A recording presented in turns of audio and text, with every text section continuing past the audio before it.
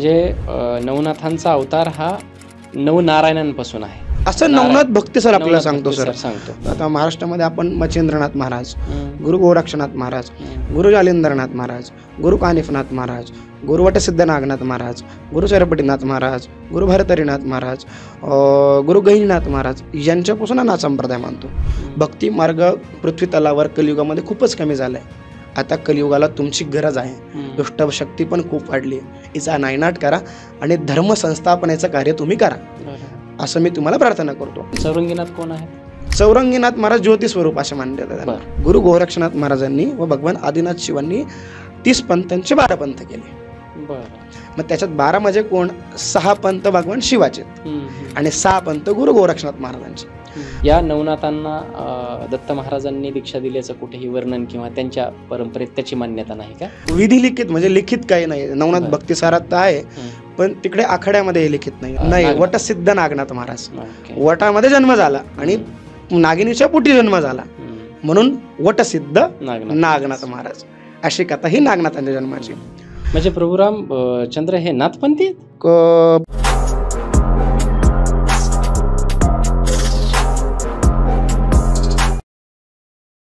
नमस्कार मंडळी, महाराष्ट्राच्या सर्वात समृद्ध मंचावरती मी डॉक्टर राज जाधव तुम्हा सर्वांचं खूप खूप स्वागत करतो. आज आपल्या मंचावरती जे गेस्ट आलेले आहेत ते आहेत योगी गुरुनाथ महाराज. आज आपल्या मंचावरती जो विषय चर्चेला जाणार आहे, ज्या विषयावरती चर्चा होणार आहे तो अत्यंत महत्त्वाचा, माझ्यासाठी खूप जवळचा आणि तुम्हा सर्वांना अत्यंत प्रिय वाटेल अशाच पद्धतीचा आहे. तो म्हणजे नवनाथ संप्रदाय किंवा नाथ संप्रदाय ज्याला आपण म्हणतो. आणि त्यासोबतच नवनाथांनी कलियुगामध्ये आपल्याला तरण्यासाठी किंवा आपल्या सर्वांसाठी उद्धारक अशी दिलेली शाबरी विद्या, या सर्व गोष्टींवरती अमोघ अशी चर्चा करण्यासाठी आपल्या आज मंचावरती गुरुजी आलेले आहेत. त्यांचं नाव आहे योगी गुरुनाथ महाराज. आणि मी तुमचा जास्त काही वेळ घेणार नाही, सरळ आपण गुरुनाथ महाराजांकडे वळूयात आणि बघूयात आज आपल्याला ते काय मार्गदर्शन करतात ते. नमस्कार. आदेश सर. नमस्कार सर. आदेश आदेश आदेश म्हणू शकतो आपण? नक्कीच सर, म्हणू शकतो. आदेश. सगळे कसे आहात? एकदम मजेत. नाथांची आणि गुरुदेवांची कृपा आहे. बरं, आपला परिचय झालेला आहे आणि तुमचा परिचय करून देताना मी कुठे कमी पडू नये असं मला वाटतं. म्हणून आपल्या प्रेक्षकांसाठी अगदी थोडक्यात जर तुम्ही तुमचा परिचय करून दिला, प्रेक्षकांना एकदा तुमची ओळख झाली म्हणजे आपण निवांत चर्चा करू. पहिले गुरुदेवांना वंदन करूया सर. बिलकुल. गोरक्षबालम गुरुशिष्यपालम शशीमालम शशिखंडबालम कालस्य कालम जन्म झालं वंदे जटालम जगजन्मनालम. स्वयभानु जो भानु आराधिला त्याच्या कुळी दीपकू दिव्य झाला. हरिभक्ती लागोनी तारी समजता नमस्कार माझा सद्गुरु एकनाथा. ओम अग्निपुत्राय विद्महे महाज्वालाय धीमहि तन्नो जालिंदरनाथ प्रचोदया. आदेश. सर, माझं नाव योगी गुरुनाथ. मी संन्यास्त आहे. माझे गुरु योगी श्री नवमीनाथजी महाराज. नाथ संप्रदायामध्ये 12 पंथ आहेत. त्या 12 पंथामध्ये सतनाथी पंथामध्ये माझी संन्यास दीक्षा आहे आणि मी संन्यास्त एक नाथ साधू म्हणून तुमच्यासमोर बसलेलो आहे. बरं, आज आपल्याला नवनाथ आणि नाथ संप्रदाय यांच्याविषयी जाणून घ्यायचं आहे. सांगा, नवनाथ कोण होते आणि त्यांचा जन्म या पृथ्वी तलावरती का झाला होता? नवनाथ महाराजांबद्दल बोलताना सर, नवनाथ महाराजांच्या 2 भ्रांती आहेत. म्हणजे नाथ संप्रदाय हा खूप मोठा संप्रदाय आहे आणि भारताच्या नाही तर विश्वाच्या चारापर्यंत पोचलेला हा संप्रदाय आहे. पण काय झालंय सर, नाथ संप्रदायाच्या 2 मान्यता आहेत. 2 मान्यता अशा आहेत का नाथ संप्रदायाच्या ज्या उत्तर भारतामध्ये किंवा महाराष्ट्राच्या बाहेर जी परंपरा आहे ती वेगळी आहे आणि महाराष्ट्रामध्ये जी नाथ संप्रदायाची परंपरा आहे ती वेगळी आहे. आता महाराष्ट्रामध्ये नाथ संप्रदायाची परंपरा कशी, तर आपण सगळ्यांना परिचित असलेला जो नवनाथ भक्तिसार आहे, आपण असे सगळे मानतो का त्याच्यामध्ये जे लिहिलेलं आहे नवनाथांबद्दल ते सत्य आहे आणि त्याच्यामुळे आपण नाथ संप्रदायाची भूमिका मांडतो किंवा त्याच्यामुळे नाथ संप्रदाय ओळखला जातो. पण महाराष्ट्राच्या बाहेर नाथ संप्रदायाची एक वेगळी भूमिका आहे आणि नाथ संप्रदायाचं एक वेगळं तत्वज्ञान आहे, ज्याला आपण थोडक्यात दलीचा म्हणतो, आखाडा म्हणतो. तर आखाड्याचं नाथ संप्रदायाकडे बघण्याचा जो दृष्टिकोन आहे तो वेगळा आहे किंवा नाथ संप्रदायाची आखाड्यामध्ये जी मान्यता आहे ती वेगळी आहे. आणि म्हणजे नवनाथ भक्तिसार किंवा महाराष्ट्रातील जो नाथ संप्रदाय हा सर्वमान्य पद्धतीमध्ये नाही आहे, हा आपण महाराष्ट्रामध्ये मानतो. पण महाराष्ट्रामध्ये जी आजकालची नवनाथ महाराज आहेत, आता महाराष्ट्रामध्ये आपण मच्छिंद्रनाथ महाराज, गुरु गोरक्षनाथ महाराज, गुरु जालिंदरनाथ महाराज, गुरु कानिफनाथ महाराज, गुरु वटसिद्ध नागनाथ महाराज, गुरु चरपटीनाथ महाराज, गुरु भरतरीनाथ महाराज, गुरु गहिनीनाथ महाराज यांच्यापासून हा नाथ संप्रदाय मानतो. त्याच्यापासून पुढे आला अशी आपण मान्यता मानतो. पण महाराष्ट्राच्या बाहेर उत्तर भारतामध्ये किंवा दक्षिण भारतामध्ये जर आपण भारतमध्ये पाहिलं तर नाथ संप्रदाय बघत असताना नवनाथांमध्ये गोरक्षनाथ आणि गुरु गोरखनाथजी महाराज, गुरु मच्छिंद्रनाथजी महाराज तर आहेत, पण गुरु जालिंदरनाथजी महाराज, गुरु कानिफनाथजी महाराज, गुरु वटसिद्ध नागनाथजी महाराज यांना सिद्धांमध्ये मानले गेले. बरं, यांना नवनाथांमध्ये मान्यता म्हणजे मानलं गेलेलं नाही. नाथ संप्रदायामध्ये यांचं नाथ संप्रदायामध्ये आहे. नवनाथ संप्रदाय हा फक्त नवनाथांपुरता मर्यादित नाहीये, तो पुढे चौऱ्यान सिद्ध पण झाले आणि त्याच्या शिष्य परंपरा म्हणजे खूप आहे. म्हणजे असं तसं पाहायला गेलं तर दलितच्या हिशोबाने नाथ संप्रदायामध्ये 12 पंथ आहेत. रामनाथी, ध्वजनाथी, गगनाथी, नटेश्वरी, आयपंथी, सतनाथी, रावलपंथी, कपलानी, भरतरी वैरागी, असे खूप 12 पंथ आहे टोटल. आणि 12 पंथांच्या परंपरा वेगळ्या वेगळ्या आहे. असं मग 12 पंथांचे मूळ प्रवर्तक पण आहेत. जसं गगनाथी पंथ आहे तर पितामह भीष्म त्याचे मूळ प्रवर्तक मानले गेले. रामनाथी पंथ आहे त्याचे मूळ प्रवर्तक भगवान राम आहे. नटेश्वरी पंथ आहे हा त्याचे मूळ प्रवर्तक भगवान म्हणजे लखन भैया आहे, म्हणजे लक्ष्मणजी महाराज आहेत. म्हणजे प्रभू राम चंद्र हे नाथपंथी आहेत? हो, नाथपंथी आहेत सर. आमच्या नाथ संप्रदायामध्ये पंथ आहेत रामनाथी पंथ. तर नाथ संप्रदायाच्या त्या रामनाथी पंथाचे मूळ प्रवर्तक भगवान राम आहे आणि अशी मान्यता आहे का भगवान रामचंद्र हे गोरक्षनाथ महाराजांचे दीक्षित आहेत. हे माहित नव्हतं. हा 12 पंथांमध्ये 12 पंथाचे मूळ प्रवर्तक आहेत सर. म्हणजे पितामह भीष्मापासून पण एक पंथ आहे त्याचं नाव आहे गगनाथी. ब्रह्मदेवापासून पण एक पंथ आहे त्याचं नाव आहे सत्यनाथी, ज्याच्या पंथामध्ये आम्ही येतो तो सत्यनाथी पंथ आहे. म्हणजे असे तुम्हाला 12 पंथ पाहायला मिळते. कपिल महामुनींपासून पण एक पंथ आहे ज्याला आपण कपलाणी म्हणतो. आता काय झालंय सर, मी मागे एका पॉडकास्टमध्ये पण सांगितलं, हे सगळं म्हणजे दलितच्या हिशोबाने जर आपण नाथ संप्रदाय बघितला, आखाडा ज्याला आपण म्हणतो, म्हणजे आखाडा शब्द न घेता आपण दलिचा म्हणूया त्याला. तर दलिच्यामध्ये आजपासून जेव्हा महाकुंभ झालं तर त्यावेळेस नाथ संप्रदायाच्या शाखा होत्या. तर त्या शाखा कशा होत्या, तर नाथ संप्रदायाचे मूळ उपासक भगवान गुरु गोरखनाथजी महाराज आहे. तर त्यावेळेस गुरु गोरखनाथजी महाराजांच्या 12 शाखा होत्या. त्या संन्यासी शाखा होत्या, त्यांनी दीक्षित केलेल्या. आणि भगवान आदिनाथांच्या 18 शाखा होत्या, वारिक होत्या. आदिनाथ म्हणजे भगवान शिव आदिनाथ. तर असे दोघांचे पंथ मिळून 30 पंथ होते. 30 पंथ. पण त्यावेळेस काय झालं, त्या महाकुंभमध्ये म्हणजे असं म्हणतात का त्र्यंबकेश्वरच्या अनुपम शिळेवर तो महाकुंभ झाला तिथे नाशिकमध्ये. आणि तिथं तो वाद झाला दोघी पंथांमध्ये. आता तो कशामुळे झाला, काय झाला एवढं काही माहित नाही, अजून गुरु परंपरे एवढं अभ्यासलेलं नाहीये. पण तो कशामुळे झाला ते काय माहित नाही, पण 2 वाद झाला. मग त्या वादाला कुठंतरी थांबवत गुरु गोरक्षनाथ महाराजांनी व भगवान आदिनाथ शिवांनी 30 पंथांचे 12 पंथ केले. बरं. मग त्याच्यात 12 म्हणजे कोण, 6 पंथ भगवान शिवाचे आणि 6 पंथ गुरु गोरक्षनाथ महाराजांचे. मग जिथे पण आखाड्याच्या दलितच्या परंपरा आहे याच्यामध्ये ज्यावेळेस भेस भगवान, पात्र देवता गुरु गोरखनाथजी महाराजांच्या गाद्या लागतात ना, त्यावेळेस तिथं 2 महंत जमातीचे असतात. म्हणजे 2 गाद्या असतात. एक शिव भगवान शंकराची गादी ज्याला शिव आदिनाथाची गादी म्हणतो, एक गुरु गोरक्षनाथ महाराजांची गादी.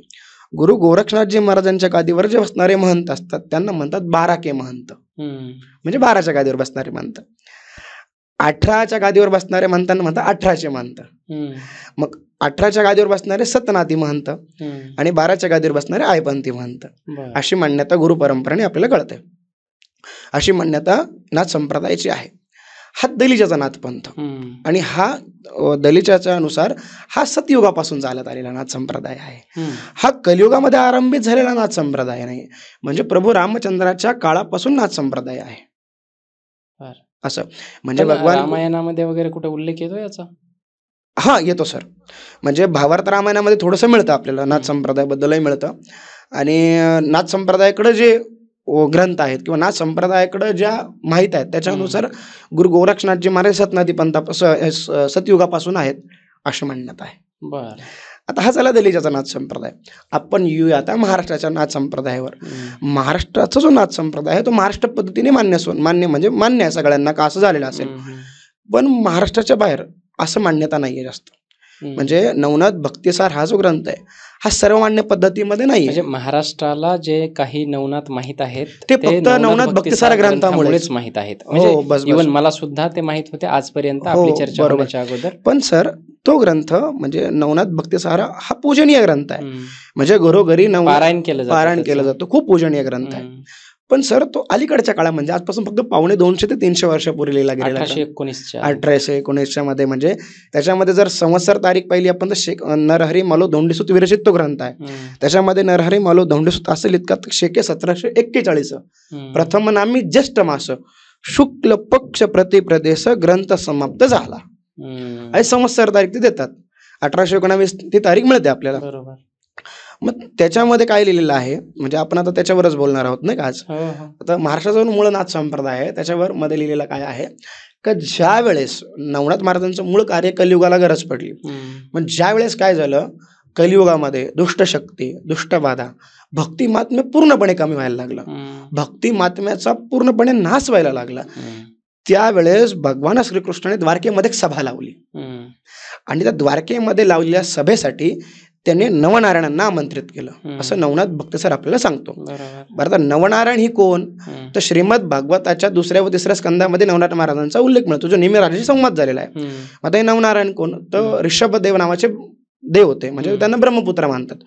त्यांच्या 100 पुत्रापैकी 9 ही नारायण झाली. 9 ही नारायण झाली. बरं, ती नवनारायण म्हणजे कोण कवी नारायण, हरिनारायण, अंतरिक्ष नारायण, पिंपलायन नारायण, चमस नारायण, अविहोत्र नारायण, प्रबुद्ध नारायण, करभंजन नारायण अशी नवनारायण जन्माला आली. आणि ही नवनारायण द्वारकेमध्ये भगवान कृष्णाने बोलवली. ज्यावेळेस ही नवनारायण भगवान कृष्णाला द्वारकेमध्ये भेटायला आले तर त्यावेळेस भगवंतांनी त्यांचा आतिथ्य सत्कार केला. त्यांना कनकासनावर बसवलं, त्यांची परोपचार पूजा केली, त्यांना विधिवत अवतार घेण्यासाठी विनवणी केली. ज्यावेळेस अवतार घेण्यासाठी विनवणी केली तर त्यावेळेस मूळ अवतार घेण्याचं कार्य हे भक्ती महात्म्य वाढवावं असंच होतं.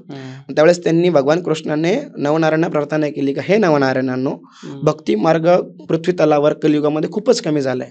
आता कलियुगाला तुमची गरज आहे. दुष्ट शक्ती पण खूप वाढली आहे. हिचा नायनाट करा आणि धर्म संस्थापनेचं कार्य तुम्ही करा असं मी तुम्हाला प्रार्थना करतो. भगवान कृष्णाने नवनारायणांच्या त्या प्रार्थनेला भगवान कृष्णाच्या प्रार्थनेला नवनारायणांनी होकार दिला. ठीक आहे म्हणाले महाराज आम्ही अवतार धारण करू आणि आमचं अवतार कार्य करू. मग आता अवतार कार्य कशी ठरली मग भगवान कृष्णाने सांगितलं का अवतार कसं घेणार. मग त्यावेळेस नवनारायण महाराज म्हणता का कसं घेणार. मग जे कवी नारायण महाराज आहेत मच्छिंद्रनाथ अवतार घेतील माशाच्या पोटामध्ये. मग ती अवतार कथा छोटीशी कशी सांगायची. एक दिवस काय झालं माता पार्वती भगवान शंकराला एक दिवस म्हणतात का हे नाथ तुम्ही जो मंत्र जपतात त्याचा अनुग्रह मला द्या. तुम्ही जो बीज मंत्र अनुग्रह मंत्र जपत असतात त्याचा उपदेश मला करा. आता पार्वती माताचा हा 3ऱ्या वेळेस हट्ट होता भगवान शंकराकडे. 2 वेळेस त्यांनी टाळलेला होता. मग त्यावेळेस भगवान शंकर म्हणाले का ठीक आहे तू जो मला मंत्र मागितलं मी तुला देतो पण त्या स्थळी आपल्याला एकांत स्थानावर जावे लागेल. आणि एकांत स्थानावर जाण्यासाठी भगवान शंकराने नंदी महाराजांना बोलवलं. त्याच्यावर दोघं आरूढ झाले आणि एका पर्वतावर हिमालयाच्या एका पर्वतावर जिथं यमुना नदीचा झरा आहे तिथे जाऊन ते बसले. त्या पर्वतावर बसले आणि तिथे ते त्यांना तो मंत्र द्यायला लागले.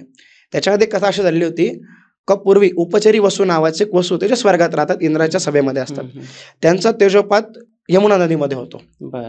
काही आणि तो एक माशाच्या पोटात तो मासा ते तेजोपात गिळून घेतो.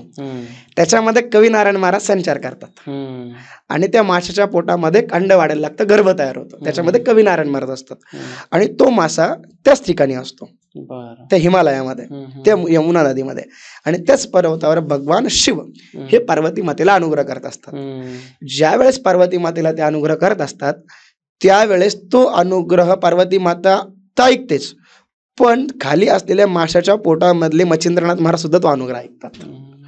आणि ज्यावेळेस भगवान तो अनुग्रह पूर्ण करतात ते बघतात. ज्यावेळेस आईसाहेबांकडे पार्वती आईसाहेबांकडे ते बघतात तर पार्वती आईसाहेबांना थोडीशी निद्रा म्हणजे मूर्छा आलेली असते. तर ते म्हणतात जर मूर्छा पार्वतीला मूर्छा आलेली आहे तर मग मला हुंकार कोण भरत होतं म्हणजे अहम कोण भरत होतं का मी ऐकतो बा सगळं. मग तेवढं तिच्या इथं कोण आहे खालून माशाच्या पोटातून आवाज येतो का हे नाथ हे आदिनाथ भगवान शिव मी मच्छिंद्र मी कवी नारायण मी इथे ह्या पाण्यामध्ये ह्या माशाच्या पोटामध्ये आहे. मी तुमचा दिलेला अनुग्रह मी ऐकला आहे भगवान, आणि माझा जन्म सृष्टीच्या कल्याणासाठी भविष्यात होणार आहे, तर त्यावेळेस तुमची कृपा असू द्या. आणि भगवान आदिनाथाला त्याचा आनंद होतो. भगवान आदिनाथ म्हणतात का, जेव्हा भगवान आदिनाथ ते बघतात का यांचं कार्य खूप मोठं आहे, मग ते म्हणतात का, हे मच्छिंद्रनाथ, मला आनंद आहे तुम्ही माझा अनुग्रह ऐकला. भविष्यात आपली भेट बद्रिकाश्रमी होईल हिमालयामध्ये, त्यावेळेस मी दत्तात्रयांकडे तुम्हाला अनुग्रह देऊन घेईल. असं म्हणून पार्वती आईसाहेबांना घेऊन भगवान आदिनाथ हे निघून जातात. इकडे काय होतं, दिवसांदिवस ते अंडं वाढायला लागतं.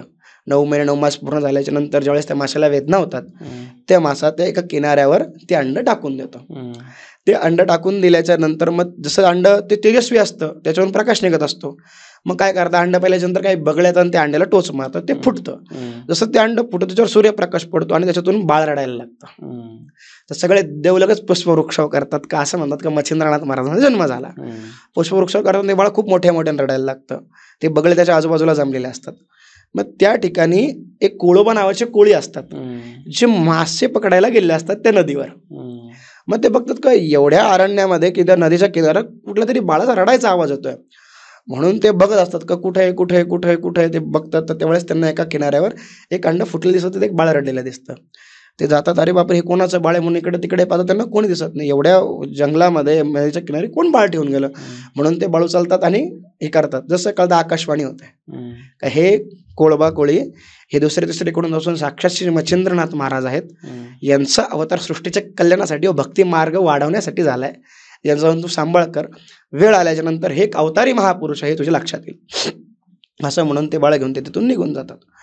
मग पुढे ती कथा एक वेगळी अशी. हा झाला मच्छिंद्रनाथ महाराजांच्या जन्माचा प्रसंग. मग याच्यामध्ये अजून दुसरे नाथ कोण आहेत, तर हरिनारायण भगवान गुरु गोरक्षनाथजी महाराज. ज्या वेळेस मच्छिंद्रनाथ महाराजांची दीक्षा पूर्ण होते, बद्रिकाश्रमी दत्तात्रय अनुग्रह होतो, नाथ पंथाची स्थापना होते, मच्छिंद्रनाथ महाराज हे नाथ होऊन भ्रमणतीला निघतात सगळ्या अस्त्रविद्या शिकल्याच्या नंतर. त्यावेळेस ते चंद्रगिरी नावाच्या एका गावामध्ये जातात, एका चंद्रगिरी नावाच्या गावामध्ये. आणि त्या चंद्रगिरी नावाच्या गावामध्ये गेल्याच्या नंतर तिथे ते फिरत असताना भिक्षा मागत असतात. अलख निरंजन ओम भवती भिक्षा आमदेई. एका दरवाजावरती गेल्याच्या नंतर तिथली एक स्त्री बाहेर येते, तिचं नाव सरस्वती असतं, ती ब्राह्मण असते. ती बाहेर येते. बाहेर आल्याच्या नंतर महाराज जाताना अलक्षक असतात, ती महाराजांना भिक्षा देते. असं म्हणतात का, नाथ महाराज याच्यावर कृपा करतात, त्याचं मुख पाहताच ते सगळे संकट ओळखून घेतात. त्यावेळेस महाराज तिला म्हणतात, बाई तुला काही दुःख आहे का. ती म्हणते, नाही महाराज, तुमच्या कृपेने माझं सगळं चांगलं आहे. महाराज परत विचारतात, बाई तुला काही दुःख आहे का. मग तिला रावत नाही का, एवढे सिद्ध पुरुष ज्यांच्या मुखावर सूर्यासारखं तेज आहे, असं मला काहीतरी विचारतात. एवढे सिद्ध पुरुष जर मला विचारतात, मी माझं दुःख सांगितलं पाहिजे, तुझं मन तिला सांगतं. मग ती महाराजांना सांगते की, हे महाराज, माझ्या लग्नाला भरपूर वर्ष झाली, मला मुलंबाळा नाही आहे, लोक मला वांज म्हणून हाक देतात, माझा नवरा सासू मला दुःखत तर नाही, पण वांजपणाचं संकट मला आजही आहे आणि मला त्याचा खूप त्रास होतो. तिची वेदना महाराज जाणतात. काही ती आई आहे, ती खूप ती त्रासामध्ये आहे. म्हणून महाराजांना, आणि तिने भिक्षा दिलेली असते. मग ते महाराजांना हे वाटतं. महाराज काय करतात, जवळतून भस्म काढतात, त्याच्यावर संजीवनी मंत्र भारतात, त्याच्यावर सूर्यवीर्य म्हणजे सूर्याची सिद्धी करतात, सूर्य भगवंताची सूर्य बीज मंत्र आमंत्रित करतात आणि ते भस्म तिला दान करतात, तिला देतात त्या सरस्वती स्त्रीला. म्हणतात, माई मी तुला आई म्हणतोय, तुझ्या सगळे संकट आजपासून दूर होतील, हे भस्म घे, याच्यावर मी साक्षात सूर्यनारायणाचं तेज, साक्षात हरिनारायण तुझ्या पोटी अवतार धारण करतील आणि तू हरिनारायणांची आई म्हणून ओळखल्या जाशील. आज चांगल्या ठिकाणी चांगल्या मुहूर्तावर हे भस्म तू भक्षण कर आणि तुला याच्यानंतर पुत्र प्राप्त होईल. साक्षात हरिनारायण महाराज तुझ्या पोटामध्ये तुझ्या गर्भामध्ये अवतार घेतील. मी 12 वर्षांनी येईल आणि त्यांना उपदेश करेल. असं म्हणून मच्छिंद्रनाथ महाराज, तिला खूप आनंद होती. मच्छिंद्रनाथ महाराजांना नमस्कार करते, तिथून निघून जाते. सर पुढे कथा अशी होते का, ज्यावेळेस ती भस्म, तिला एक आनंद असतो, त्यावेळेस ती भस्म शुद्ध होऊन तिला भस्म खायचं असतं. त्यावेळेस काही मंडळी तिथे येते आणि ती सांगते का, सरस्वती तू आज खूप आनंद दिसते, काय झालं. त्यावेळेस सांगते का, बाई माझ्या इथे एक आज सिद्ध पुरुष आले होते, साक्षात महादेवाचा अंश दिसत होते आणि साक्षात तेजस्वी दिसत होते. त्यांनी मला भस्म दिल्याने सांगितलं, हे भस्म भक्षण केल्याच्या नंतर तुला पुत्र प्राप्ती होईल, तुझ्या पोटामध्ये साक्षात हरिनारायण अवतार घेतील. त्यावेळेस तरी हसायला लागतात का, ग असं भस्म नाही, कुठे मुलं होतात का, असं काही नसतं, तू ह्या रिकाम्या अंधश्रद्धेवर विश्वास ठेवू नको, असं काही नसतं. ते तिला एवढं चितवून देतात की तिच्या मनामध्ये एवढं भ्रम निर्माण करतात की तिला खरंच मनामध्ये दुर्दैव येतं की, आणि काय सर भाग्यात जे दिलं असतं तेच होतं अशी मान्यता आहे. मग तिच्या मनामध्ये असं येतं का, रे खरंच हे असं असेल, आपण नाही खेळलं पाहिजे. मग ते विचारतात का, आता मग हे जे दिलंय भस्म मी याचं काय करू. त्यावेळेस ती जे स्त्री असतात, बाई इथं तिकडं नको टाकू, कुठंतरी टाकून दे म्हणे.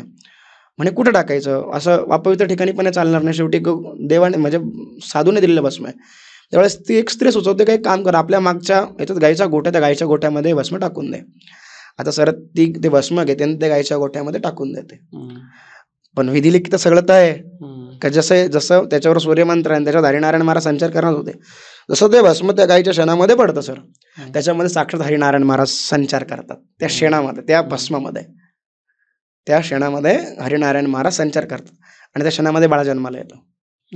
ते म्हणजे गोरक्षनाथ महाराज, ज्यांना आपण हरिनारायण महाराज पण म्हणतो. नवनाथ भक्ती कथानुसार जे नरहरी मालो दोंडू सतने जो ग्रंथ लिहिला आहे त्याच्यावर आपण बोलतोय. आणि त्याच्यामध्ये हरिनारायण महाराज म्हणजे गोरक्षनाथ महाराज जन्माला येतात. 12 वर्षानंतर मच्छिंद्रनाथ महाराज पुन्हा फिरत फिरत त्या गावामध्ये येतात, शोधत चंद्रगिरीमध्ये शोधत बरोबर त्या घरात येतात, अलक्ष जागृत करतात, अलख निरंजन. ती स्त्री परत बाहेर येते. पाहिल्याच्या नंतर ओळखतात ना ही स्त्री आहे. ही स्त्री असल्याच्या नंतर मच्छिंद्रनाथ म्हणतात, अलख निरंजन ओळखलं का माई? ती म्हणते, नाही बाबा मी तुम्हाला नाही ओळखलं. अगं ओळखलं नाहीस? मी तोच मच्छिंद्रनाथ ज्यांनी 12 वर्षापूर्वी तुला भस्मदान केलं होतं पुत्रप्राप्तीसाठी. ती म्हणते, हा हा बाबा ओळखलं. महाराज म्हणतात, दाखव तुझं बाळक कुठं आहे. ती म्हणते, बाळक? महाराज मला बाळक नाही झालं, असं शक्यच नाही, मी साक्षात तुझ्याला संजीवनी मंत्राचं आणि सूर्य तेज दिलं होतं, असं होणारच नाही, दाखव तुझं बाळक कुठं आहे. ती म्हणते, महाराज मला बाळ नाही झालं. महाराज थोडी चिंतेमध्ये आहेत, मग तू ते भस्माचं केलं काय? ते म्हणे, महाराज मी भक्षण नाही केलं. मग ती जे सगळं झालेलं वृत्तांत सांगते. महाराज क्रोधानाळी पेटतात. मग ते भस्म कुठं टाकले ते मला सांग. ते म्हणते, महाराज मी त्या अशा गाईच्या शेणामध्ये, गाईच्या गोरक्षामध्ये ते भस्म टाकले, गाईच्या गोठ्यामध्ये. महाराज म्हणतात, पहिले मला ती जागा दाखव. ज्यावेळेस ते तिथं जातात तर त्या आपाप त्या शेणामधून एवढं तेज, त्या गोरक्षामधून तेज निघत असतं, आपाप उकिरड्यावरून ते तेज निघत असतं. मग ते बघतात का रे, इथे 100% हरिनारायण महाराजांचा जन्म झालेला आहे. मग तिथे बघतात ते खूप तेज निघत असतं. मग ते लोहपात्र्या मागवतात, तिथं खणतात, पाहतात तर तिथे मध्ये खूप हे असलं जमलेलं असतं. मग त्यावेळेस मच्छिंद्रनाथ महाराज आवाज येतात, हे हरिनारायण प्रतापवंता, मित्रवर्य सूर्यसुता, निघे आता बाहेर. म्हणजे काय, हे साक्षात हरिनारायण, तू ह्या गोरक्षात देह मिरवला, म्हणजे देह रूपी जन्म घेतला, म्हणून मी तुझं गोरक्षनाथ नाव देतो. तो सूर्य भगवंताचा वरदान म्हणून जन्माला आला, तू सूर्यसुत आहेस, आता बाहेर आहे. मधून आवाज होतो, गुरुवर्य असे मी या ठाया, म्हणजे गुरुदेव मी त्या खाली आहे. ते लोहपात्र्या मागवतात, सगळं खांतो. तर बघितलं इतकं तेजस्वी, म्हणजे सर पोथी सांगते का 100 सूर्य एका ठिकाणी आल्याच्या नंतर किती तेज एका ठिकाणी येईल, तितकंच तेज फक्त गुरु गोरक्षनाथजी महाराजांच्या मुखावर असतं. आणि मग ते ज्यावेळेस ते काढतात बाहेर, तर ते त्यांना बघतात, तर ते त्यांना आलिंगन देतात, गुरुशिष्य भेट होते, त्यांना खूप आनंद वाटतो. मग त्यांना ते उपदेश करतात आणि घेऊन जातात. ही आहे मच्छिंद्रनाथ गोरक्षनाथ महाराजांच्या जन्माची कथा. मग आता तिसरे नाथ गहिनीनाथ महाराज. गहिनीनाथ महाराज जन्म झालाय सर का, ज्या वेळेस सगळ्या अस्त्रविद्या मच्छिंद्रनाथ महाराज गहिनीनाथ गोरक्षनाथ महाराजांना देतात, त्यावेळेस ते संजीवनी मंत्र पण देतात. संजीवनी मंत्र असा मंत्र आहे सर का, कशावर पण टाका त्याला, म्हणजे तुम्ही मृतदेहावर टाकलं तर जीव मिळतो. अशा मंत्राचा जाप गुरु गोरक्षनाथजी महाराज करत असतात. आणि त्या मंत्राचा जाप करत असताना तिथे ज्या झाडाखाली ते जाप करत असतात, मच्छिंद्रनाथ महाराज हे भिक्षेला गेलेले असतात. आणि त्यावेळेस गुरु गोरक्षनाथजी महाराज जपत असताना तिथे काही मुलं खेळत असतात. तर त्यांना खेळासाठी एक पुतळा, म्हणजे चिखलाचा एक बैलगाडीसाठी मनुष्य पाहिजे असतो, खेळणी पाहिजे असते. मग ते बाबांकडे गोरक्षनाथ महाराजांकडे येतात आणि आम्हाला एवढा पुतळा तयार करून द्या. लहान मुलांचा अट्टे म्हणून ते पुतळा तयार करायला घेतात. चिखलाचा पुतळा बनवता बनवता त्यांच्या मुखामध्ये संजीवनी मंत्र चालू असतो सर, आणि इकडे चिखलाचा पुतळा चालू असतो. जसा पुतळा पूर्ण होतो, संजीवनी मंत्रही पूर्ण होतो. त्याच्यामध्ये करभंजन नारायण संचार करतात, नवनारायणांपैकी, आणि त्यांच्या हातावर बाळ जन्माला येतं, ते म्हणजे गहिनीनाथ महाराज. अशी त्यांची जन्माची कथा. अजून थोडे पुढे गेल्याच्या नंतर हस्तिनापूरचे राजा होते जन्मजे, त्यांच्या कुरुवंशातील राजे म्हणजे बृहद्रव महाराज, त्यांची पत्नी होती सुलोचना. यांच्या महलामध्ये सोमयज्ञ चालू असतो. तो 1 वर्षभर चालू असतो. सोमयज्ञ म्हणजे खूप मोठा यज्ञ असतो. त्या सोमयज्ञामध्ये ज्या वेळेस भगवान शिव हे कामदेवाला जळून जो मदन करतात, तो मदन त्या अग्नीने स्वतःच्या घरामध्ये रक्षलेला असतो. आणि काय होतं, ते सोमयज्ञाच्या पूर्ण होते दिवशी तोच मदन ते यज्ञ कुंडामध्ये सांडला जातो. आणि त्या यज्ञ कुंडाच्या त्या मदनामध्ये 4थे नारायण श्री अंतरिक्ष नारायण महाराज संचार करतात ते सोमयज्ञामध्ये. आणि त्याच्यामध्ये ते धगधगते अग्नीमध्ये जन्माला येतात अंतरिक्ष नारायण महाराज. ते झाले जालिंदरनाथ महाराज, जे माझे आराध्य दैवत आहे, मी त्यांची सेवा करतो मनापासून. तर जालिंदरनाथ महाराज जन्म हा बृहद्रव राजाच्या सोमयज्ञामध्ये धगधगत्या अग्नीमध्ये झालाय.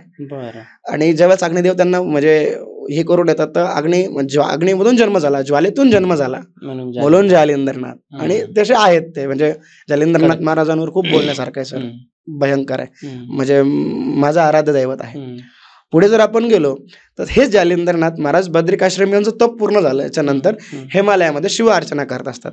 तर त्या ठिकाणी काय दीक्षा कोणी दिली? जालिंदरनाथ महाराजांना दत्तात्रय महाराजांनी दीक्षा दिली असं नवनाथ भक्तिसार सांगतो आपल्याला. नवनाथ भक्ती कथानुसार दत्तात्रय महाराज, नागणीदेव हे जालिंदरनाथ महाराजांना दत्तात्रय महाराजांकडे घेऊन जातात 11व्या अध्यायामध्ये, आणि 11व्या अध्यायामध्येच जालिंदरनाथ महाराजांना दीक्षा आहे. हे आपण जेही काही सांगतोय ते धुंडी मालूसूत कवी विरचित नवनाथ ग्रंथावर बोलतोय आपण सर, आज आपण त्याच्यावरच बोलतोय. आणि सर पुढे मग प्रबुद्ध नारायण महाराजांचा जन्म किंवा कानिफनाथ महाराजांचा जन्म. आता हा झालाय की त्याच बद्रिक आश्रमामध्ये जालिंदरनाथ महाराज शिवपूजा करत असताना शिव प्रकट होतात, आणि तिथे काय असतं, त्या हत्तीच्या कानामध्ये ब्रह्मदेवाचा तेज पडतो, आणि ते ब्रह्मदेवाचं तेज त्या हत्तीच्या कानामध्ये असतं, त्याच्यामध्ये प्रबुद्ध नारायण संचार करतात, आणि त्या हत्तीच्या कानामध्ये बाळ जन्माला येतं. आणि ज्यावेळेस ते बाळ जन्माला येतं त्या ठिकाणी रडायला लागतो. जसं रडायला लागतं त्या हत्तीच्या कानामध्ये तिचा कूज होतो, तो हत्ती भ्रमिष्ट होऊन जातो, त्याच्या कानामध्ये सारखा आवाज चालू असतो, इकडे तिकडे पळतो, जंगलाची नासधूस करत असतो. तर ते म्हणजे ते भगवान शिव आणि जालिंदरनाथ महाराज बघतात, ते आग्नेय महाराज पण उपस्थित असतात, जालिंदरनाथ महाराजांचे कारण पिता आहेत. मग ते म्हणतात की हत्तीला झालं काय, त्यावेळेस आदिनाथ सांगतात का त्याच्या कर्णामध्ये म्हणजे त्याच्या कानामध्ये श्री प्रबुद्ध नारायणांचा अवतार झालाय. हे जालिंदरनाथ, तुम्ही त्या प्रबुद्ध नारायणांना बाहेर बोलवा आणि त्यांचं अवतार कार्य मिरवून घ्या, म्हणजे त्यांचं अवतार कार्य करून घ्या. मग त्यावेळेस ते काय करतात, स्पर्शास्त्र टाकून तो हाती थांबून देतात, पहिले स्तब्ध करतात, त्याला शांत करतात, आणि ते जाऊन ते आवाज देतात, हे प्रबुद्ध नारायण प्रतापवंत निघे आता बाहेर. मग ते असं म्हटल्याच्या नंतर जे प्रबुद्ध नारायण महाराज हत्तीच्या कानामध्ये तप करत असतात त्यांना गुरुदेवा म्हणजे अंतरिक्ष नारायणांचा आवाज होतो, मग त्या हत्तीच्या कानामधून ते बाहेर येतात, जालिंदरनाथ महाराजांचा आवाज ऐकून ते बाहेर येतात आणि त्यांच्या हातावर येतात. मग त्यांना हात करतात, आणि ते बऱ्याचशा ठिकाणी तुम्ही मडी वगैरे जर गेल्या तर हत्तीच्या कानामध्ये निघताना जालिंदरनाथ बाबा घेत आहेत आणि कानिफनाथ महाराज बाहेर येत आहेत. असं हत्तीच्या कानात जन्म झाला म्हणून कर्ण कानिफनाथ, म्हणजे पूर्ण कर्ण कानिफनाथ महाराज. आपण फक्त कानिफनाथ म्हणतो, पण त्यांचं पूर्ण नाव असं पाहिलं गेलं तर श्री कर्ण कानिफनाथ महाराज, असं हत्तीच्या कर्णातून जन्म आहे ना. मग हे झाले 5वे नाथ आपले. मग ह्याच्यामध्ये 6वे नाथ महाराज, म्हणजे याच्यामध्ये 6वे नाथ, तर 6वे नाथ म्हणजे भरतरीनाथ महाराज.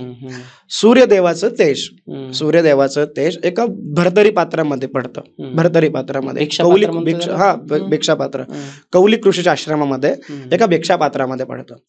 त्याच्यामध्ये द्रुमिल नारायण संचार करतात. कुठले नारायण सर? द्रुमिल नारायण. द्रुमिल नारायण महाराज त्याच्यामध्ये संचार करतात, आणि संचार केल्याच्या नंतर त्या भिक्षा पात्रामध्येच बाळ जन्माला येतं, आणि भरतरी पात्रामध्ये जन्म झाला म्हणून भरतरीनाथ. तुम्हाला सांगायला पण आनंद वाटेल, भरतरीनाथांचा सांभाळ एका हरणीने केलाय सर. हो, कुठल्या माणसाने नाही केलाय. ज्यावेळेस ते जन्माला येतं ना, ज्यावेळेस तिथे जन्माला ते येतात ना, त्यावेळेस तिथंच ठिकाणी हरण सुद्धा प्रस्तुत झालेली असते, तिला 3 पिल्लं झालेलं असतं. तर त्या हरणीला असं वाटतं का हे 3 पिल्लं तर माझे आहेत, पण हे पिल्लू सुद्धा माझं आहे, म्हणजे भरतरीनाथ महाराज. तर ते खूप दिवस हरणासंग असतात, आणि ते काशे नाथ आहे सर का ज्यांना पूर्ण पशु पक्ष्यांची प्राण्यांची भाषा कळते. भरतरीनाथ महाराजांना सगळं समजतं, त्यांना सगळ्या प्राण्यांच्या सगळ्या प्रकारच्या भाषा त्यांना कळतात. हे झाले आपले 5वे नाथ. 5वे नाथ महाराज. 6वे नाथ रेवणनाथ महाराज. 6वे नाथ महाराजांचं चरित्र इतकं सुंदर आहे का 28 सहस्रशी ब्रह्मदेवाच्या वीर्यापासून उत्पन्न होतात. तेच एका नदीच्या किनारी, रेवा नदीच्या किनारी पडतं, आणि त्या रेवा नदीच्या किनारी त्या शेतामध्ये ज्यावेळेस ते तेज पडतं त्याच्यामध्ये चमस नारायण संचार करतात, आणि चमस नारायण संचार केल्याच्या नंतर त्या याच्या रेवा नदीच्या तीरावर बाळ जन्माला येतं, त्याचं नाव ठेवतात रेवणनाथ महाराज. ते रेवणनाथ. मग ते पुढे दत्तात्रय दीक्षा घेतात, मग ते तिथे म्हणजे अन्नछत्र चालू करतात, ती कथा खूप मोठी आहे. तसे रेवणनाथ महाराजांचा जन्म. नाथ संप्रदायातील 7वे नाथ. 8वे, आता हे 7 झाले. सॉरी, नाथ संप्रदायातील 8वे नाथ वटसिद्ध नागनाथ महाराज. वटसिद्ध नागनाथ महाराज. वटसिद्ध नागनाथांचा जन्म असा आहे सर का, म्हणजे त्याचं थोडासा मी तुम्हाला शास्त्र संदर्भ देतो. शास्त्र संदर्भ असं आहे का सर का, परीक्षित राजाला श्राप असतो ऋषींचा का तुला 7व्या दिवशी तक्षक नागे तुला नष्ट करतील, आणि त्याचा प्रतिशोध घेण्यासाठी त्यांच्याच वंशातला जन्मज आहे तो नागसत्र यज्ञ करत असतो. नाग सर्पसत्र ज्याला म्हणतो आपण, का ते यज्ञाचं असं असतं का तो जेव्हा यज्ञ प्रज्वलित झाला, जगातले जेवढे पण साप आहे ते यज्ञामध्ये तिला जळून खाक होऊन जातील, ते जळून ते खाक होतील आणि ते मरतील. तर त्या सर्पसत्राच्या वेळेस त्या सर्पसत्र ज्यावेळेस चालू असतात त्याच्यामध्ये त्या सर्पसत्र चालू असताना पद्मिनी नावाची नागकन्या असते, ती तक्षक नागाची पुत्री असते. तक्षक नंदिनी पण तिला म्हटलं गेलं. तक्षक नागाची कन्या असते पद्मिनी. तिच्या डोक्यावर ब्रह्मतेज पडतं आणि ज्यावेळेस ते ब्रह्मतेज पडतं ते ब्रह्मतेज भक्षण करते. तिच्या गर्भामध्ये अविहोत्र नारायण संचार करतात. अविहोत्र आणि अविहोत्र नारायण संचार केल्याच्या नंतर तिच्या घरामध्ये अविहोत्र नारायण असतात, पण सर्पसत्राचं यज्ञ चालू असतात त्यावेळेस तिच्या प्रबंधी पण तिकडे ओढल्या जात असते. त्यावेळेस तिला जे ओढलं असतं तर ती रडत, म्हणजे ती हे करत असते का माझ्या गर्भात तर बाळ आहे पण माझा अंत होणार आहे. त्यावेळेस आस्तिक ऋषी बघतात का हिच्या गर्भामध्ये तर नारायण आहेत आणि हिचं रक्षण केलं पाहिजे, म्हणून त्या काय करतात वडाच्या डोलीमध्ये वडाच्या खोडामध्ये तिला लपून टाकतात आणि मंत्रशक्तीने असं करतात का त्या यज्ञाचा प्रभाव तिथे होणार नाही. आणि पुढे आपल्याला माहिती आहे का आस्तिक ऋषीच ते यज्ञ थांबवतात आणि मग त्याच वडाच्या झोळामध्ये 9 मास 9 महिने पूर्ण झाल्याच्या नंतर तिथं ती प्रस्तुत होते आणि तिथं बाळ जन्माला येतं. नाही, वटसिद्ध नागनाथ महाराज. वटामध्ये जन्म झाला आणि नागिनीच्या पोटी जन्म झाला म्हणून वटसिद्ध नागनाथ महाराज, अशी कथा ही नागनाथांच्या जन्माची. पुढे आपण परत ब्रह्मदेवाचं ज्यावेळेस अष्टादश सहस्त्र ऋषी निर्माण झाले होते तेच वीर्य कुशबेटी तीर्थामध्ये पडलेलं असं पोथी सांगते. त्या कुशबेटी तीर्थामध्ये पडलेल्या वीर्यामध्ये पिंपलायन नारायण महाराज संचार करतात, जे ब्रह्मपुत्रच मानले गेलेत. आणि त्या पिंपलायन नारायण जन्मात आता ते जे वीर्य असतं ते किंवा ते तेज असतं ते ब्रह्मदेवाने टाचीने रगडलेलं असतं म्हणून चरपटी हे नाव त्यांना मिळतं. चरपटीनाथ अशी पोथी सांगते किंवा अशी मान्यता आहे. ही झाले नवनाथ, हिंचे असे जन्म आहे. थोडक्यात सांगायचं झालं ते सगळे आयुनी संभव आहे, म्हणजे तुमच्या आमसारखे आईच्या उदरातून नाहीये. मला हाच प्रश्न होता की म्हणजे काय होतं की बऱ्याचदा आपण पाहतो खुद्द भगवान विष्णूंनी जेव्हा अवतार घेतले, पूर्ण अवतार ज्यांना आपण म्हणतो राम आणि कृष्ण, तर हे सुद्धा योनीतून आईच्या पोटातून जन्म झाला यांचा. बरोबर. नवनाथांचा असा अयोनी जन्म होण्याचं काही कारण किंवा काही सांगितलं जातं का? याचं सर असं पोथीमध्ये असं कारण तर भरपूर आहेत, म्हणजे मिळतात, पण मग मुळख्यात एक जर आपलं बोलायला गेलं तर यांचं कारण भक्ती महात्म्य वाढवणं होतं. आणि काय सर, कुठल्याही परिवारात जन्म घेतल्याच्या नंतर त्या परिवाराच्या जबाबदाऱ्या असतात. जन्मजात संन्यासी म्हणू शकतो आपण. हा, हे जन्मजात, यांचं कोणीच नाही. यांचा जन्म फक्त सृष्टीच्या कल्याणासाठी झाला आणि सृष्टीचं कल्याण करणं हे यांचं कार्य. म्हणजे बाकीचे जे काही परिवारात झालं ना, जालिंदरनाथ महाराजांना भरेल पुरेल परिवार भेटला होता, पण वयाच्या 11 वर्ष जालिंदरनाथ महाराजांच्या जेव्हा कानावर हे पडलं की माझं लग्न होणार आहे, त्यावेळेस त्यांना कळलं का अरे मला याच्यात माझं कार्य वेगळं आहे. ते घर सोडून निघून गेले होते सर. भरतरीनाथ महाराजांचं काय झालं, विवाह झालेला होता. विवाह झाल्याच्या नंतर पिंगले त्यांची पत्नी होती माता पिंगला, तिथं स्मशानामध्ये तिने अंत करून घेतला स्वतःचा. मग त्याच्यानंतर यांचा संन्यास झालेला आहे. बरोबर. असं परिवारात काही नाथ राहिले सर, पण काय असं सर, नाथपंथी हे संन्यासी आहेत सगळे. यांना फक्त सृष्टीचं कल्याण करणं आणि भक्ती महात्म्य वाढवणं हे यांचं कार्य. सुजलाम सुफलाम परंपरा देणं हे यांचं कार्य होतं सर. म्हणजे आता नाथ, आपण नवनाथांचा जन्म पाहिला, बाकीचे आणखीन काही नाथ आहेत पण तिकडे नको जायला. भक्ती जो मार्ग आहे किंवा जगामध्ये भक्ती कार्य जे वाढवण्याचं काम पुढे कसं केलं होतं, म्हणजे त्यांचं कार्य पुढे कशा पद्धतीने पुढे गेलं? सर, सगळ्यात प्रथम तर त्यांनी परंपरा निर्माण केल्या. जसं आपण आता जगामध्ये सगळ्यात सुंदर अशी परंपरा आहे वारकरी संप्रदायाची परंपरा, जिला आपण सुजलाम सुफलाम परंपरा म्हणतो, ज्याच्यावर आपल्या महाराष्ट्राला आणि भारताला गर्व आहे. मग ही जी वारकरी संप्रदायाची परंपरा ही कुठून आली सर? ही नाथ संप्रदायापासूनच परंपरा आलेली. म्हणजे मी थोडक्यात जर एक सांगू तर एक अभंग आहे ज्ञानेश्वर महाराजांचा. तो अभंग असा आहे की आदिनाथ गुरु सकळ सिद्धांचा, मच्छिंद्र तयाचा मुख्य शिष्य, मच्छिंद्राने बोध गोरक्षासी केला, गोरक्ष वळला गहिनी प्रती, गहिनी प्रसादे निवृत्ती दातारा ज्ञान देवा सारं सोजविले. म्हणजे ही वारकरी संप्रदायाला लाभलेले जे सुजलाम सुफलाम परंपरा आहे यांचं कॉन्टॅक्ट नाथ संप्रदायाशी, म्हणजे या निघाल्या नाथ संप्रदायापासूनच. बरोबर. असं तुकोबारायांची परंपरा, बाबा चैतन्य, केशव चैतन्य, आपण अभंग सत्यगुराई कृपा माझं केली, ती पण चैतन्य परंपरा आहे. नामदेव महाराजांची परंपरा, इसोबा खेचरांपासून ज्ञानेश्वर माऊली, इसोबा खेचरा, नामदेव महाराज, या सगळ्या ज्या परंपरा आहेत ना सर, ह्या नाथ संप्रदायापासून आलेल्या परंपरा आहे, दत्त संप्रदायापासून आलेल्या परंपरा आहे. तर शांतीब्रह्म श्रीमंत श्री एकनाथ महाराजांची जर परंपरा पाहिली तर दत्तात्रय जनार्दन श्री एकनाथ, दत्तात्रय महाराजांनी जनार्दन स्वामींना उपदेश केला आणि जनार्दन स्वामींचे लाडके शिष्य म्हणजे श्री शांतीब्रह्म श्रीमंत श्री एकनाथ महाराज. म्हणजे जेवढ्याही परंपरा आल्या सर, हे भक्ती मार्ग हे सगळे नाथ संप्रदाय आणि दत्त संप्रदायापासूनच आलेल्या परंपरा आहेत. असं मग यांचं काम परंपरा तयार करणं. नाथ संप्रदायापासून वारकरी संप्रदाय परंपरा आहे, अजून बऱ्याचशा परंपरा आहेत सर. म्हणजे फक्त वारकरी संप्रदायाची परंपरा आहेत, पण पुढे अजून संप्रदाय आहेत सर.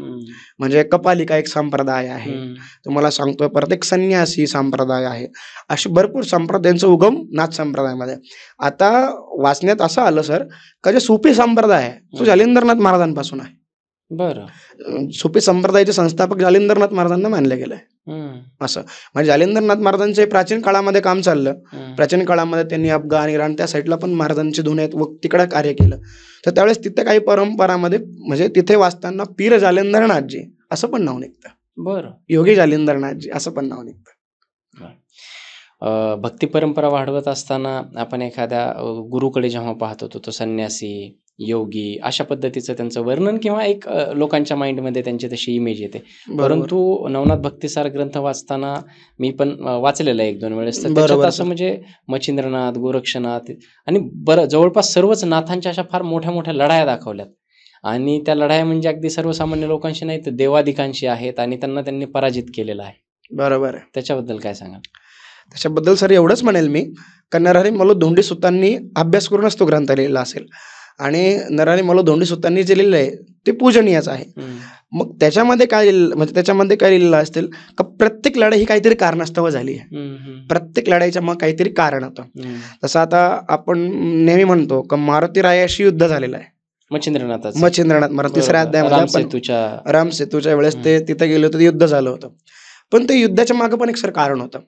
कारण असं होतं का मारुती रायाला स्त्री राज्याची राणी होती, जिला आपण मैनाकिनी किंवा पद्मिनी किंवा किलोतळा म्हणतो, तिचं नाव पूर्तीमध्ये असं आहे, स्त्री राज्याची राणी होती. तिला या विश्वातील सगळ्यात बलाढ्य मनुष्याशी विवाह करायचा होता. म्हणजे तिचं म्हणणं असं होतं का जो सगळ्यात बलाढ्य असेल असा पुरुष मला पती म्हणून पाहिजे. आणि तिने मारुतीची तपश्चर्या म्हणजे बजरंग बली भगवंताची तपश्चर्या केलेली होती. बजरंग बली भगवंतीला म्हणते तुला काय वरदान पाहिजे मला, तर ती म्हणाली की तू माझ्याशी लग्न करा. ते म्हणे मी ब्रह्मचारी आहे, मी असं नाही करू शकत. हवं तर मी मच्छिंद्रनाथांना इथे घेऊन येईल, मग त्यांच्याशी तू विवाह कर. मग मारुतीवरचं आलेलं जे संकट आहे म्हणजे फक्त मच्छिंद्रनाथ हे मारुती रायापेक्षा श्रेष्ठ आहे हे दाखवण्यासाठी ते युद्ध झालं होतं. असं कारण मच्छिंद्रनाथ महाराजांनाही माहिती होतं का हे मारुती राय आहे आणि मारुती रायाला पण माहिती, पण ती एक लीला आहे सर. म्हणजे प्रत्येक युद्धाच्या मागे एक लीला ठरवल्या गेली. नवनाथ महाराजांना प्रत्येक युद्धाच्या मागे एक लीला अशी करावी लागली का ज्याच्याने भक्तिमात्म्य वाढेल. आणि भक्तिमात्म्य तर वाढेल, पण नवनाथ महाराजांवरचा जो विश्वास आहे तो अटूट होईल. आणि आजकाल काय झालंय सर, आजकाल म्हणजे नवनाथ भक्तिसार वाचण्यात कोणाला रस नाहीये, म्हणजे असं कोणी अभ्यास नाही करत. फक्त नाथ संप्रदायावर बोलत असताना त्यांनी ह्या देवाला हरवलं, त्या देवाला हरवलं, त्या देवाला हरवलं असंच बोलतात. नाही, साहजिकच ना. आता म्हणजे मी जेव्हा गावी होतो तेव्हा हा ग्रंथ वाचत होतो, त्यावेळेस नवनाथ सगळ्यात श्रेष्ठ काय तर त्यांनी मारुतीचा पराभव केला. त्यांनी मला वाटतं काली मातेसोबत सुद्धा कुणाची तरी लढाई दाखवली, मच्छिंद्रनाथ महाराजांचीच दाखवली. 6व्या अध्यायामध्ये वर्णन केलंय त्यांनी. ते युद्ध कालिकास्त्राच्या प्राप्तीसाठी झालं होतं. मच्छिंद्रनाथ महाराजांना कालिकास्त्र प्राप्त करायचं होतं. शेवटी सर केलं तरी कालिका ही आई आहे सगळ्यांची. म्हणजे तो कुठेतरी मातेश्वरीला कमी देखवण्याचा किंवा तिला कमी लेखण्यासाठी ते युद्ध नाही झालेलं आहे, ते एक लीला करण्यासाठी युद्ध झालेलं होतं. म्हणजे बघ सर कसं असतं, शेवटी ती जगत जननी आहे, त्याच्यापासून आपण सगळे आहोत. म्हणजे सर कालिका माता ही कोणाला युद्ध हरावं किंवा कोणाला युद्ध हरली असं नाहीये सर. कालिकास्त्राच्या प्राप्तीसाठी ती युद्ध एक लीला झाली आणि त्याच्यानंतर तिने हसत मच्छिंद्रनाथांना सिद्ध दिल्या सगळ्या. सर म्हणजे तुम्हाला एक परीक्षा घेतल्यासारखं आईने मुलाची परीक्षा घेतल्यासारखं. किंवा म्हणजे जसं आता लोक म्हणतात का युद्ध हरली कालिका माता, युद्ध हरली कालिका माता, कुठे कालिका मातेला कमी देखवण्यासाठी ते युद्ध नाही झालंय. कालिका माता ही पूजनीय लीला आहे, तिचीच लीला आहे आणि ती जगत जननी आहे सर. उलट म्हणजे खूप सिद्धीमध्ये, खूप साधनेमध्ये कालिका मातेचं खूप मोठा साह्य आहे नाथ संप्रदायामध्ये असं. आणि नाथ संप्रदायामध्ये बरेचसे पंथ उपासना करतात आई कालिका मातेची असं. म्हणजे ज्यावेळेस नाथ संप्रदायाची शाबरी मंत्र आदिशक्ती सर, शिवाची शक्ती ती. आणि ज्यावेळेस नाथ संप्रदायाची मूळ शाबरी विद्ये म्हणजे ज्यावेळेस मच्छिंद्रनाथ महाराज तपसाधना करत होते त्यावेळेस सर जेव्हा ते नागअश्वत्थ वृक्षावर किंवा तिथल्या स्थानाजवळ ते शंभर कुंड होते, तिथं आई कालिकेचं स्थान होतं आणि तिथं तिला प्रसन्न करावं लागलं होतं पहिले. आणि त्याच्यानंतरच मच्छिंद्रनाथ महाराजांना, म्हणजे आपण शाबर विद्येवर पुढे बोलणारच आहोत, त्यावेळेस मी सांगेल की तिची प्राप्ती कधी झाली. तर ती एक लीला होती आणि त्याच्यानंतर कालिका माता ही मच्छिंद्रनाथांना तिने कालिकास्त्र दिलं. मग त्या कालिकास्त्रा जोरावर पण मच्छिंद्रनाथ महाराजांनी खूप युद्ध लढले आणि त्या जोरावर पण त्यांनी खूप म्हणजे रती मारती देवांना दैत्यांना मस्त म्हणजे भूमिगत केलं. म्हणजे नवनाथांचा अवतार हा नवनारायणांपासून आहे असं नवनाथ भक्ती सर आपल्याला सांगतो सर. सांगतो. म्हणजे दलिताची परंपरा अशी नाही सांगत, दलिताची परंपरा वेगळी आहे. आपण फक्त आज नवनाथ भक्ती सरवर बोलतोय म्हणून मी पण नवनाथ भक्ती सरवर बोलतोय सर. पण मी ज्या परंपरेचा आहे त्या परंपरेत असं नाहीये, ती वेगळी परंपरा आहे थोडी. आपण त्या परंपरेविषयी थोडक्यात जाणून घेऊयात आणि मग पुढच्या भागाला सुरुवात करूया. हा, त्या परंपरेत काय सांगितलंय?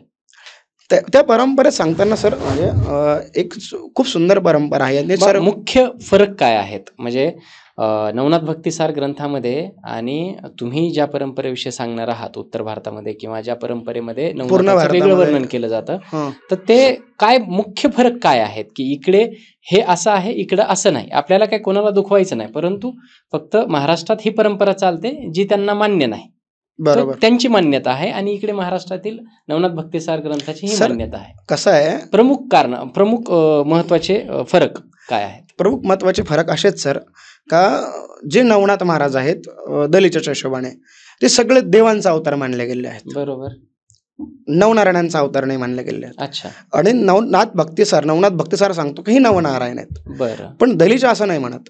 म्हणजे दलिच्यामध्ये असं मान्यता आहे की नाथ संप्रदायाची स्थापना ही आदिनाथ भगवान शंकरापासून आहे.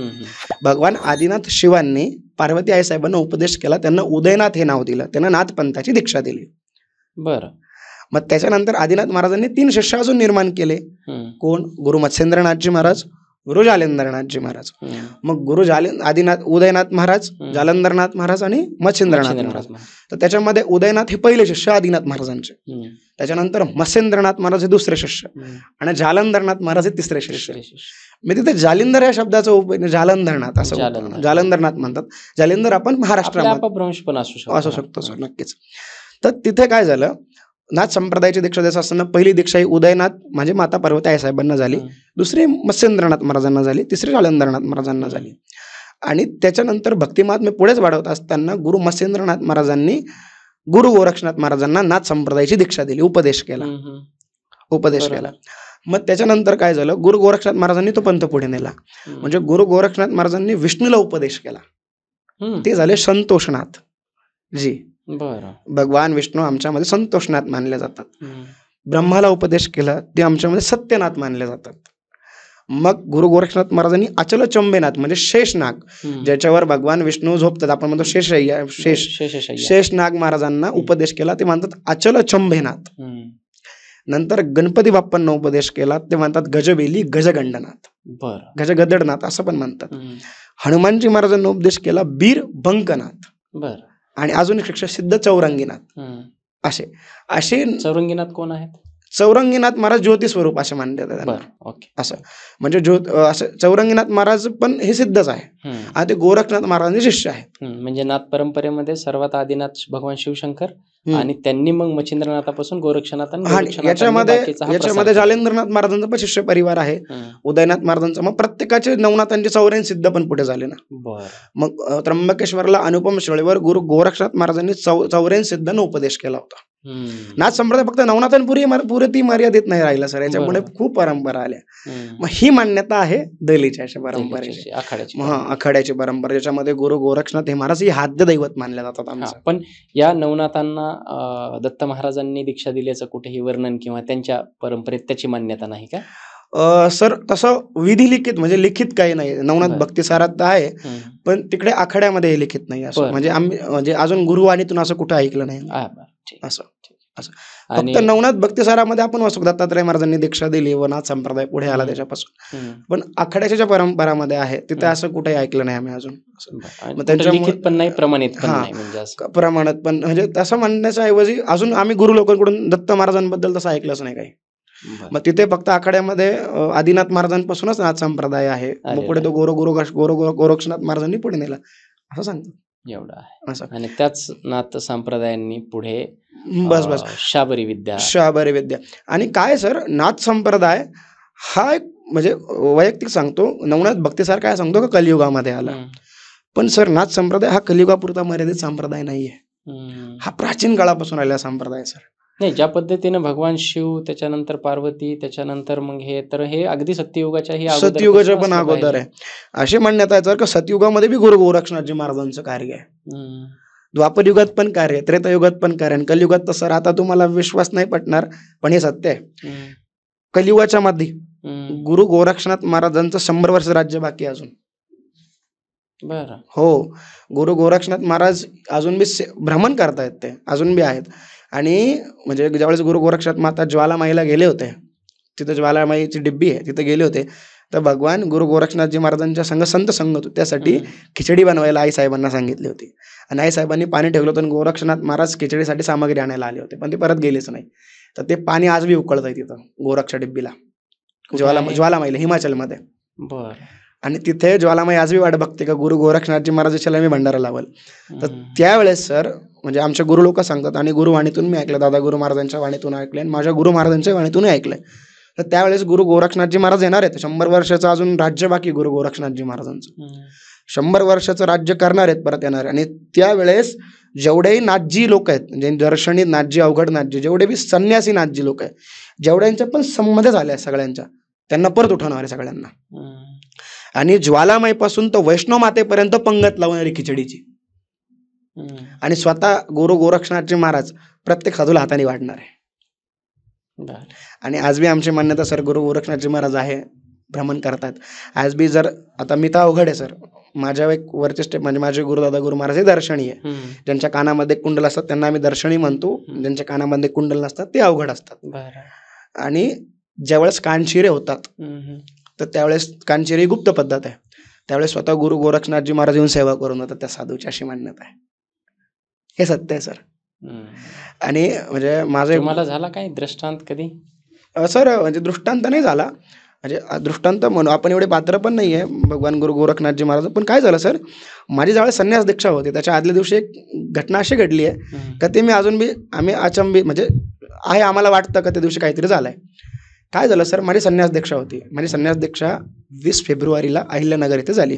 माझ्या दादा गुरु महाराजांसमोर माझे चाचा गुरु महाराज होते, माझे गुरु महाराज होते, माझे सगळे श्रेष्ठ ज्येष्ठ गुरुभाऊ होते, जे सगळे संन्यासी नाथजी आहेत, त्यांच्या समोर माझी दीक्षा झाली. तर त्यावेळेस म्हणजे माझा एक गुरुभाऊ बोलला होता का तू आता सावध राहा, गुरु गोरखनाथजी महाराज कुठल्या रूपात येऊन तुला दर्शन देतील. मग मी म्हटलं असं होऊ शकतं का? माझे गुरु महाराज म्हणले असं होतं म्हणे. मी म्हटलं ठीक आहे, आपण तेवढे जर पात्र असेल तर गुरु गोरखनाथजी महाराज दर्शन देतील आपल्याला. आणि आम्ही सगळे तिथं भ्रमण करत होतो. मग सगळ्यांचं म्हणजे एक इन्सिडेंट सांगतो सर. आता दीक्षेला सकाळी लवकर उठून कुठेवर आश्रम आहे आमच्या गुरुदेवांचं, गोरक्षनाथ महाराजांचं दोन आहे, सगळं आमच्या गुरुदेवांनी छान केलेलं आहे. मग सगळेच रात्री आश्रममध्ये सजावट वगैरे आवरली. मग सगळ्यांचं ठरलं का आपण सगळे चहा घ्यायला जाऊ बा. तिथून आम्ही गावात आलो सगळे. गावात आल्याच्या नंतर आम्ही एका चहाच्या दुकानावर थांबलो. तिथे आम्ही सगळे जण चहा पित होतो. सर आम्ही जवळपास तिथे 20 जण होतो, सगळे गुरुभाऊ मिळून, सगळे गुरुभाऊ मिळून सगळे होते त्याच्यामध्ये. आणि मग तिथे सगळे असताना किंवा आम्ही सगळे उभे असताना एक तिथं म्हणजे वयोवृद्ध, दाढी वगैरे त्यांची, म्हणजे बाणा वगैरे नाही पण असं त्यांनी म्हणजे अवतार त्यांचा असं भस्मसारखं थोडंसं लावलेलं होतं. आणि ते एवढ्या लोकांमध्ये येतात आणि मलाच म्हणतात चाय पिला दे. पहाटे 3:30-4 झाले होते सर. सकाळी माझी दीक्षा होती. मग मी म्हटलं पहिल्यांदा चहा द्या. त्यांनी चहा वगैरे घेतला आणि आमचं बोलणं चालू, म्हणजे माझ्या डोक्यात तो काहीच इन्सिडेन्स नाही बरं का सर. आणि ते थोडेसे पुढं गेले आणि मला हळूच मागं म्हणतात, तेरा जो कल का कार्य वो सिद्ध हो जाएगा. बस एवढं बोलतात. आणि आमच्या काही लक्षात येत का ते काय म्हणाले. थोडं पुढं गेल्याच्या नंतर माझा गुरु मला म्हणतो, ते काय म्हणाले कळालं का रे म्हणे. म्हटलं ते काय म्हणाले ते कळलं नाही सर. मग आम्ही तो इन्सिडेन्स आमच्या गुरुदेवांनी येऊन सांगितलं. तर आमचे गुरुदेव म्हणाले का पात्रता नसताना सुद्धा बाबा तुला दर्शन दिले असेल. असा एक इन्सिडेंट झालाय सर. म्हणजे माझे गुरु म्हणायचे का, कारण एवढ्या याच्यामध्ये त्यांनी येऊन मलाच म्हणावं. आणि आम्ही त्याच ताकमध्ये होतो का रे उद्या संन्यास दीक्षा आहे आपली, तर मग नाथजी महाराज येतील आणि संन्यास घेण्याच्या दर्शन दिलं. हो हो, खूप छान. आणि त्याच नवनाथांनी आपल्याला जी काही शाबरी विद्या दिलेली आहे कलियुगामध्ये कल्याणासाठी, त्याच्याविषयी मला जाणून घ्यायचं, परंतु हा पॉडकास्ट थोडासा लांबच चाललाय. आपण या पार्ट पुरतं थांबूयात. आणि मला प्युअरली शाबरी विद्या याविषयी तुमच्याकडून जाणून घ्यायचे, ते नक्कीच आपण सर. पुढच्या भागामध्ये जाणून घेऊयात. नक्कीच सर. तर असा होता आजचा हा भाग. तुम्हाला कसा वाटला कमेंट करून आम्हाला नक्की कळवा आणि हा पूर्ण पाहून इतरांसोबत सुद्धा शेअर करा आणि तुमचं प्रेम असंच कायम असू द्या. भेटूयात गुरुजींना योगी गुरुनाथांना पुढच्या पार्टमध्ये. धन्यवाद.